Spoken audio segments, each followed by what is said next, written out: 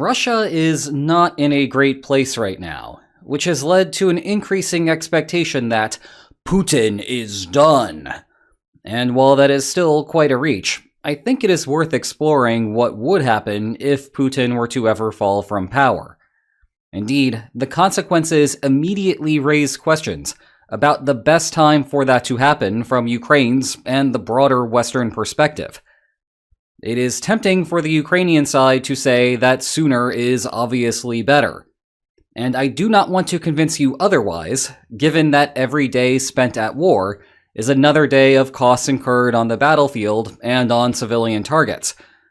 But there are some subtle concerns about the timing of a potential Putin departure that will have some not-so-subtle long-run consequences, not only for Russia, but also Ukraine and the rest of the world. So today, we will explore this situation in 3 steps. First, I will give you an overview of the many ways that Putin could leave office. Then we will head off to a historical parallel, the fall of the Soviet Union, which will offer some critical insights regarding today's problem. Finally, we will look at the key differences between how Trump or a future president might handle the situation. It turns out that the post-Putin world will offer an opportunity for the West, but it will be an expensive one, which raises questions about whether the current administration will use the opportunity in the same way that a successor might. But let's begin with an overview of Putin's potential problems. I do not want to go into depth about the overall situation, because that has been a recurring theme across both of my channels over the last couple of weeks. The basic summary is that Russia's economic situation is not looking good for the purposes of continuing the war effort. However, your average Russian citizens are still doing fine. The group that is getting soaked is the oligarch class, as they are losing business deals with the West and are de facto paying for all of the wage increases going to those average Russians via greater demand for labor. Consequently, I mentally file this problem as elevated for Putin, and certainly elevated compared to where we were at the beginning of the year. But I would like to remind everyone that the economic situation in Iran is substantially worse. There were real anti-government protesters on the streets there only a few months ago, and the public perception is that the Iranian government is not about to go anywhere. So place your perception of the Putin situation as lower than that. To wit, the prediction markets put the odds of the fall of the Iranian regime by June 30th at 5%. For Putin, it is 2%. Note further that Putin is 73 years old, so some of that percentage is reflecting natural causes. Nonetheless, let's just say that the fall happens. Then what? There is a public perception that the war is unpopular in Russia. The new leader, not weighed down by the same political baggage as Putin, will withdraw, and we can close this silly chapter of geopolitical history. Well, not so fast. Continuation of the war seems to be getting less popular among the Russian population, and maybe it is outright unpopular in the aggregate. But shrinking Russia's de facto status quo borders will draw a fundamentally mixed reaction from that same group. Remember that the annexation of Crimea was incredibly popular in Russia. Even the late Alexei Navalny, perceived as the great Free Russia hope, did not support simply handing Crimea back to Ukraine for a good portion of his career. There is no consensus between the West and the modal Russian citizen regarding what international borders ought to look like. The question in Russia is a matter of how costly it is to expand. With Crimea, it was virtually free. Continuing in the Donbass, on the other hand, is considerably more expensive. And simply giving back territory to Ukraine? Absolutely not. That would be a great way for Russia's next leader to immediately be removed from power. In other words, the West should be expecting what it might describe as a hardliner to replace Putin. Now, there are a couple of ways that this could end more positively for Ukraine. One is that Russia descends into a civil war with Putin no longer in power. His absence creates a vacuum, and various factions arise, all trying to wrestle control over the Kremlin. We know how this works from World War I. Russian troops return home to pick sides in the Civil War, and Russia's international opposition can exploit their military advantage. The other way is if a moderate comes to power. This is more likely if Putin's fall is via a social movement, again with the caveat that right now, the oligarchs are the ones frustrated with him. By moderate, once more, I do not mean someone who actively wants to return to January 2022 borders. I mean someone who cares about Russia's fiscal position and places less value on a Nova Russia vanity project. This person will not simply give eastern Ukraine back to Kyiv, but they might be willing to part ways with it for the right price.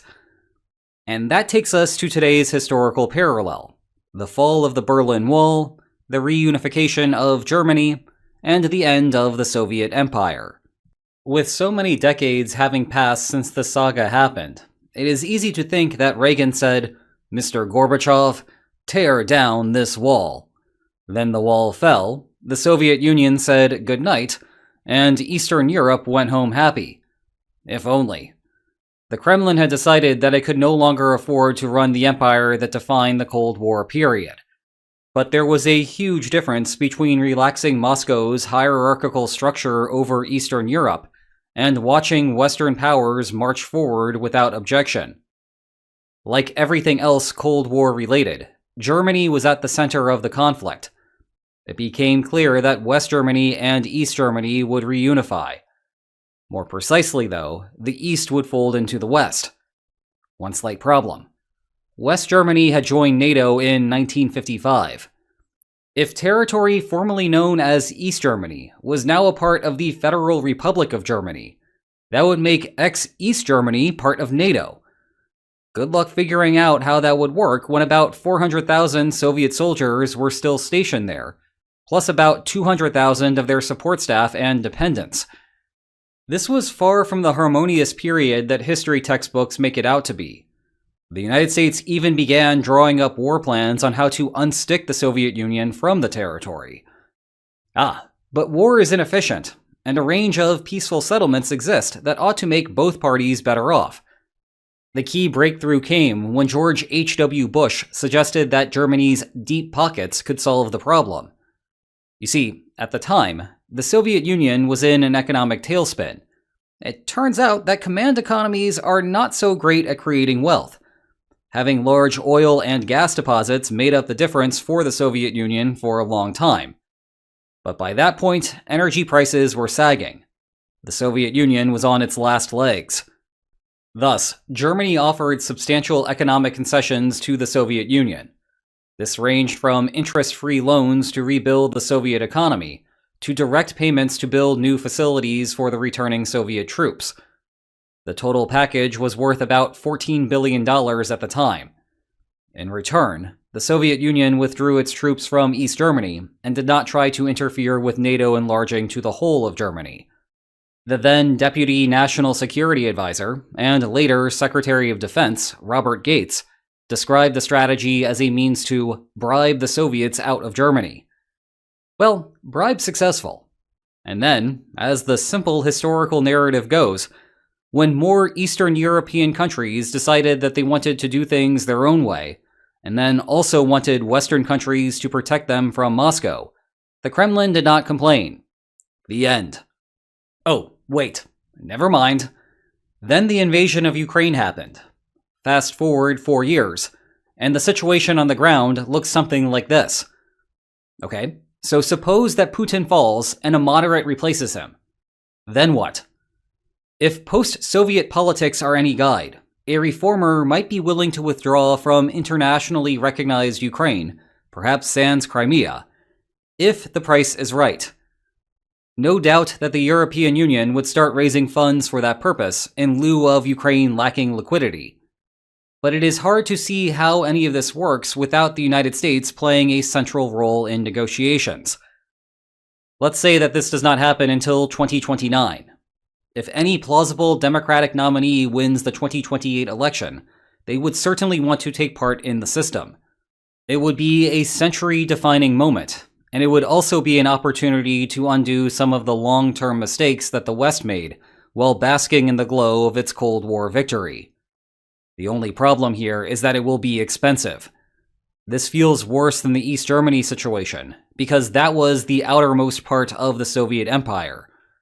Eastern Ukraine, by contrast, is a full-fledged part of Russia, according to Federation law. If Marco Rubio is the president in 2029, I also have no doubt that the United States would be willing to pay the necessary amount. If, however, J.D. Vance is the president in 2029, I am not so sure. We know from the leaked signal chats that he falls into the strict isolationist America First camp. It is hard to see how he would be willing to front the necessary money for this program. He would just turn to European leaders, tell them that it is their problem, and have the United States turtle up on the other side of the Atlantic. Brief note about the odds of getting to this point. Vance still leads the Republican nominee markets with a 36% chance. However, Rubio has solidified his position at 25%, arguably being the biggest beneficiary of the Iran war in America. Now, if you are looking at those numbers and asking yourself, what are we doing? What's going on? Then you will be happy to hear that Tucker Carlson is the third most likely Republican nominee, sitting at 7%. Anyway, the whole premise of this video is that the timing of a potential Putin fall matters. And now it should be apparent as to why. I need not tell you that Trump is more of a Vance than a Rubio. If Putin's fall is within the next couple of years, it is hard to imagine that the United States would bankroll an effort to transfer territory back in the hands of Ukraine, especially as the United States no longer pays for equipment to militarily stop Russia from taking more. Now, there are a couple of caveats to that conclusion. 1. Trump likes nothing if not trying to create legacy-defining projects, though they tend not to be so complicated. Take easy wins and try to move on to the next one. Think about the White House ballroom, which will forever be associated with him. While reorganizing Europe might not be as difficult as trying to control Iranian foreign policy, it certainly would not be easy either. Maybe Marco Rubio, in his role as National Security Advisor, could play to Trump's ego and convince him that this is his legacy-defining project. It would make the unpopularity of the Iran war a footnote in history textbooks. So if he needs something to balance out that boondoggle, Ukraine is it.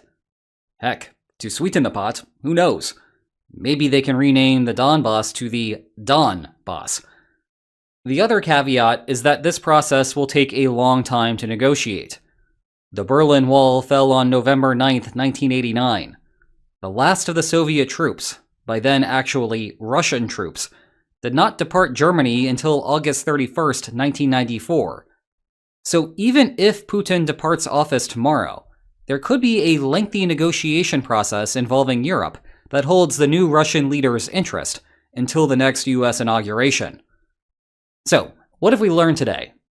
Putin is not likely to be driven from office imminently, but we can at least now talk about the consequences. The next Russian leader is unlikely to up and leave eastern Ukraine. Deals to drive Russia out, though, may be possible. But whether the United States will be willing to pay the requisite price depends on when Putin leaves office. Meanwhile, you can leave this video and dive into one of these two awesome books about the origins of the war. Check the video description for more information about them. And if you enjoyed today's video, then please like, share, and subscribe. And I will see you next time. Take care.